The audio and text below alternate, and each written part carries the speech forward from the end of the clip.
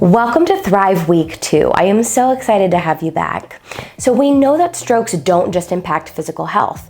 Sometimes they can impact our memory and the way that we think as well. So today we're going to go through some real-time exercises designed to improve memory and other thinking skills after stroke. Let's get into it.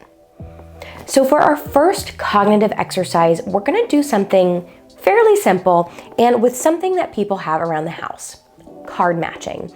Usually people have at least one deck of cards around the house. Now, I didn't have a standard deck of cards, but I did have the game Rook. So you don't have to use a standard deck. You can use whatever cards you have around. The goal is you're going to lay down some cards. This helps if you have someone else with you who can look at the cards and make sure that each one has a match and then flip them over. So what you're going to do is flip over one card at a time and say, okay, there's an 8 red. I'm looking for another 8. As far as Rook goes, there's not going to be another red 8. So I'm looking for any color 8 here. So I'm going to flip over this one. Let's say I got a 14 yellow.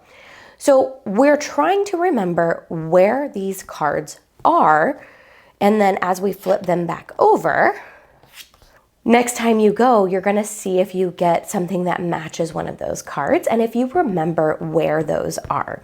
So you have to be paying attention, you have to be concentrating, and you have to be able to remember. So let's try it again. Let's see.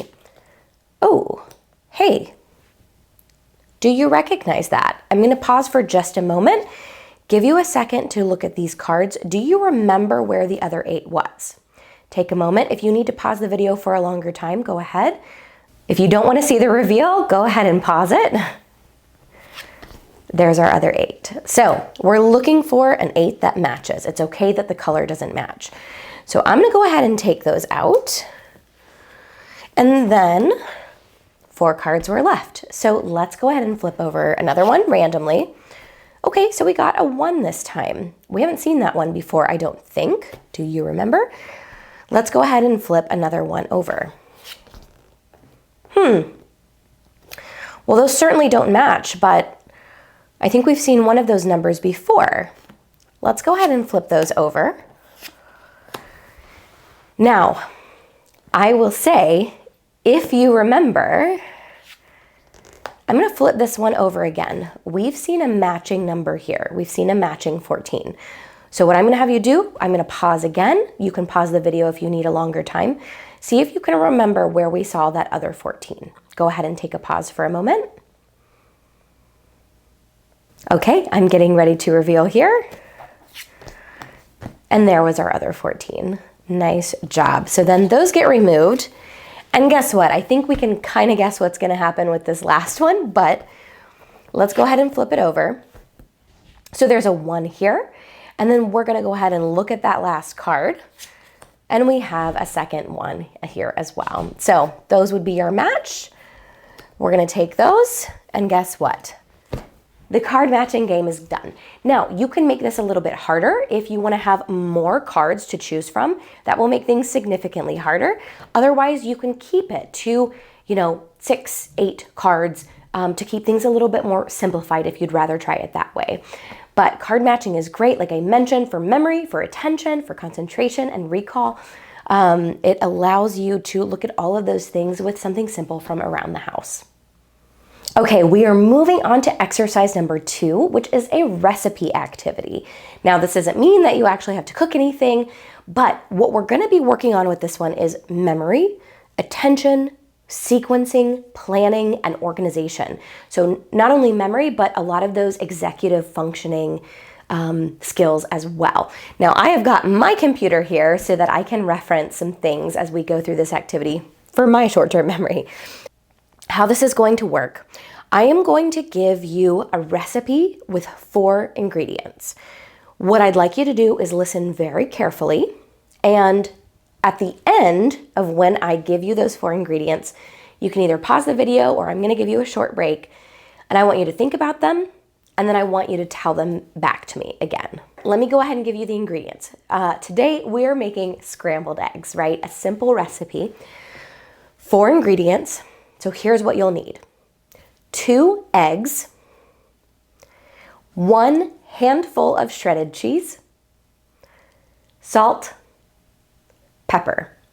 Take a moment and see if you can remember the 4 ingredients. Go. So I hope that gave you enough time, or you pause the video if you needed it. Here are the 4 ingredients. 2 eggs, 1 handful of shredded cheese, salt, pepper. If you got all of those, great job. If not, that's okay. This is giving you kind of an idea of how you could work on something like this with someone else in your life who might be able to help you out. Okay, now to make this a little bit more challenging, not only are we gonna work on the ingredients, but we're gonna work on the recipe itself, the steps of the recipe.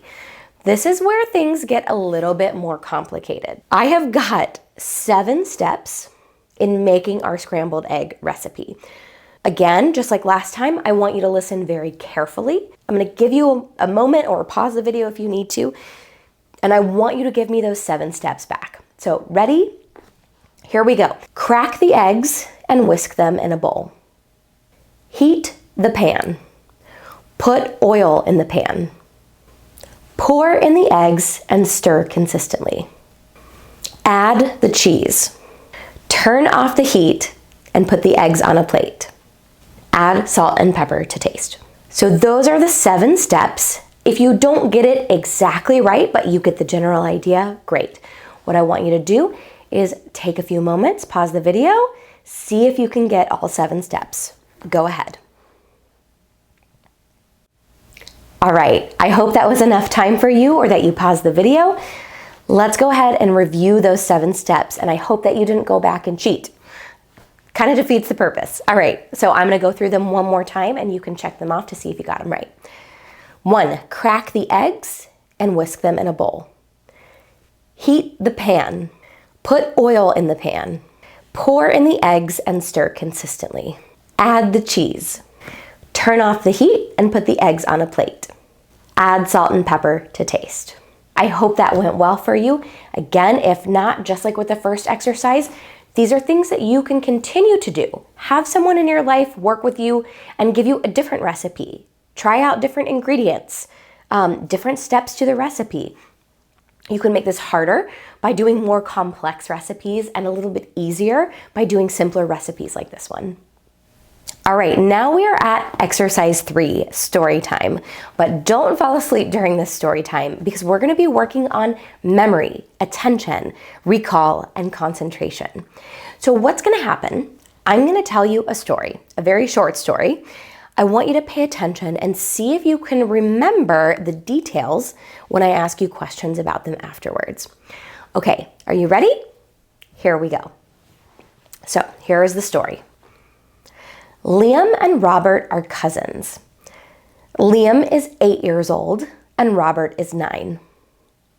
Last Tuesday, they went with their Aunt Sally in her car to a riding school for their first horse riding lesson. It started at 3 o'clock. Liam's horse was named Trotter and Robert's was named Patch. They enjoyed their ride and will come back next week. Okay, so that was the story. Now here are the questions. How old is Robert? Here's the answer. Robert is 9. Okay, second question. Who took Robert and Liam to their first horse riding lesson? The answer is Aunt Sally. Okay, let's keep going. Third question. What was Liam's horse's name? All right, here's the answer. Liam's horse was named Trotter. Okay, we have 2 more questions. When will they return for their next lesson?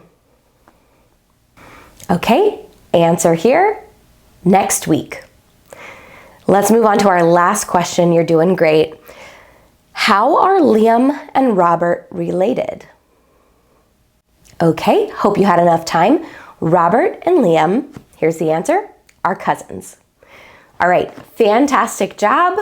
That's the end of our storytime activity, and we're gonna move on to our last exercise. Last exercise is going to be practical math. Now, please don't run away. These are things that you would just encounter in real life.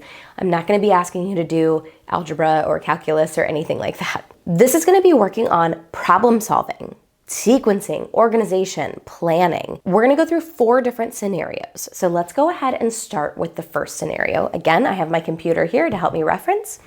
So you are out shopping for a new pair of shoes. You find a great pair that fit well and that you love. They are $40, but the store is having a sale. So this pair of shoes is actually 15% off. How much would they be? Go ahead, if you can do it in your head, fine. If you need a calculator or you need to write it down, go for it. Pause the video. See if you can find the answer to the shoes are $40, but they're 15% off. How much will they cost? Okay, I hope you had enough time. I will go ahead and give you the answer here. 15% off a $40 pair of shoes would be $34 or $6 off the total price. Did you get it? All right, if not, no worries. This is why we're working on it. Second scenario here. You are going on a coffee run for yourself and some friends. You buy 4 coffees at $2.10 a piece. Now, your currency may vary, but what is the total that you will pay for the 4 coffees? Pause the video here and calculate. All right, I hope you had enough time. The answer for buying 4 coffees at $2.10 a piece is $8.40. All right, nice job. Let's move on to the third scenario. You live 25 minutes away from your doctor. You have an appointment today at 2:30 in the afternoon or 14:30, depending on where you are in the world. What time will you need to leave your house in order to get to the appointment on time? And then as a secondary follow-up, what time will you need to leave to arrive 5 minutes early? If you need to go back and rewind those instructions, go ahead. Otherwise, pause the video and let's work it out. All right, I hope you had enough time. So to get there on time, here's your answer. You need to leave at 2:05 p.m. or 14:05. To get there 5 minutes early, you need to leave exactly at 2 p.m. or 1400 hours. Let's go ahead and go through this last scenario. So you're going out to see a movie. It lasts for 2 hours and 25 minutes, and the showing starts at 1:15 or 13:15 in the afternoon. What time will it be when the movie is over, assuming that it starts on time and everything runs correctly? Go ahead and pause the video here and try to work that out. All right, are you ready for answers? When the movie gets out, it will be 3:40 p.m. or 15:40. All right, everyone, that is it for the second week of Thrive. I hope that you found these cognitive exercises helpful and they give you and maybe a support person in your life some ideas of how you can continue to work on cognition and thinking skills at home. As always, I'm going to be leaving a link down in the description if you'd like to sign up for the email list, which gets you free recovery emails and a copy of my ebook, The Stroke Recovery Pocket Guide. And if you find value in what we do here at Post Stroke, please consider gifting us, either by giving us a super thanks by clicking in the YouTube bar below, by giving us a one-time donation via PayPal, or by becoming a Patreon member where in exchange for a monthly donation, you get access to cool perks like social media shoutouts, behind the scenes footage, and even YouTube shoutouts, of which I have a few today. Thank you all so much for continuing to contribute at the Empowerer level. We can't do what we do without you. Thank you all so much for watching. I'll see you for week 3.